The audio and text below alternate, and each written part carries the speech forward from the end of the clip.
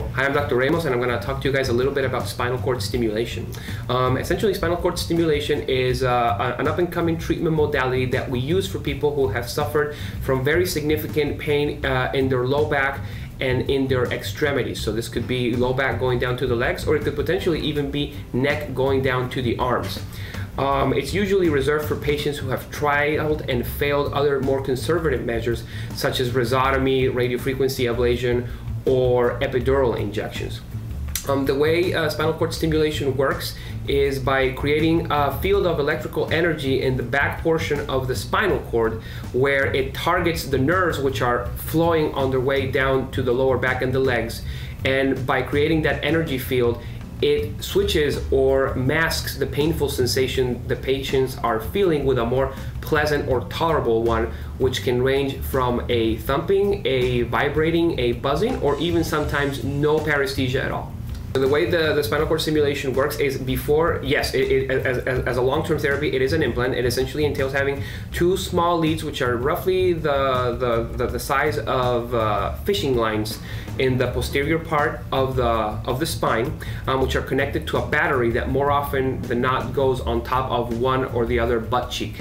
Now, before doing any sort of implantation, we always like to make sure this therapy is appropriate for the patients, and the way we achieve this is by doing a trial. So essentially, the patients get to test drive their spinal cord stimulator, usually for about 5 days to a week at home. Make sure that they try all the different settings and all the different intensities, and they judge if they had a significant improvement in their pain during that time. The way we do it is very similar to the permanent implant. We put the needles, we put the leads through two small needles which go on the back portion of the low back, and then for the trial they take home the battery outside of their body, connected to the wires in a small fanny pack of sorts.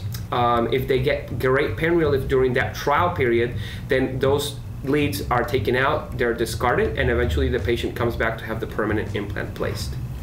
So both for the trial and the implant, the recovery is very similar. Both of them are outpatient procedures. One of them can be done in the office, whereas the implant has to strictly be done in a sterile operating room environment.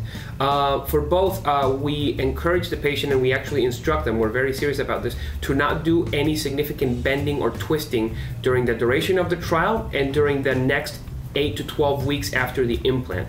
The reason we tell them not to do this is because we want to avoid any changes in the shape of their spine while the implant is still scarring its way into a more permanent position. During the trial, the patients will only be allowed to take sponge baths for about 5 days, and then during the permanent implant, they're able to shower, but no soaking in water until the incisions are fully healed.